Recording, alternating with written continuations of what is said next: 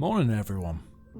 In this video we're going to revise the events and quotations from Chapter 1, The Story of the Door, in Robert Louis Stevenson's The Strange Case of Dr. Jekyll and Mr Hyde. There's a link to the slides below if you want them. Let's get started. Chapter 1 starts with a lengthy introduction to Mr Utterson. We learn that he's a man of rugged countenance, that was never lighted by a smile, but that there's something eminently human about the man. He's an approved tolerance for others and is considered the last reputable acquaintance and the last good influence in the lives of downgoing men. We're meant to like him. He very much fits with the everyman archetype. However, like all of the upper class men in this story, there's another side to him.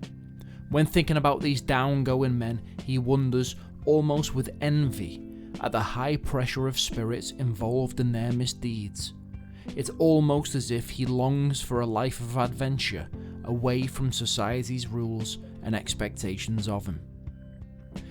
We then find out that each week, on a Sunday, Utterson goes for a walk with his distant kinsman, Mr Richard Enfield, the well-known man about town. No one can work out why they like walking with each other, as they're so different, but both men consider the walk the chief jewel of each week.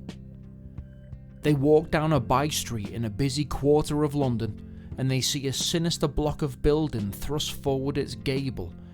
The building showed no window, and the door, which was equipped with neither bell nor knocker, was blistered and disdained. Enfield remembers a story, the titular story of the door, and decides to tell the story to Utterson.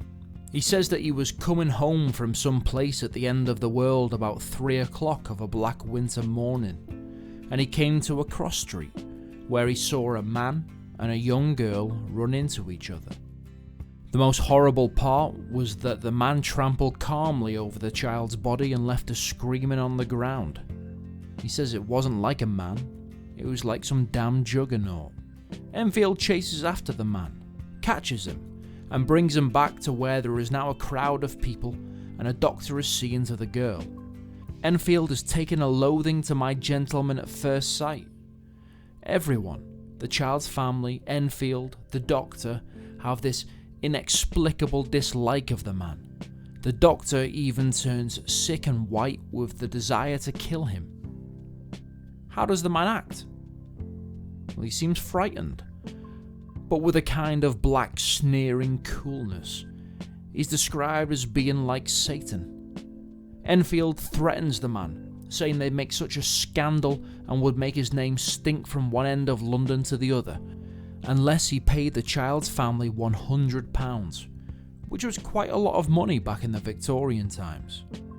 The man nips into the house, the very same one that Enfield and Utterson have noticed, and comes out with £10 in gold and a cheque for the rest of the money.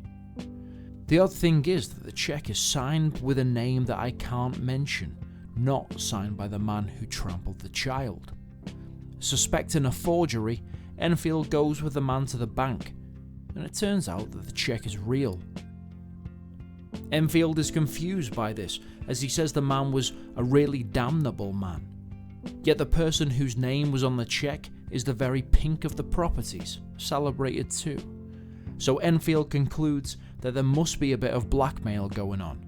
Blackmail, I suppose, an honest man paying through the nose for some of the capers of his misspent youth. Enfield explains, however, that you start a question, and it's like starting a stone. You start asking questions and rumours start and someone gets hurt. He then reveals that the man who trampled the girl was a man by the name of Hyde.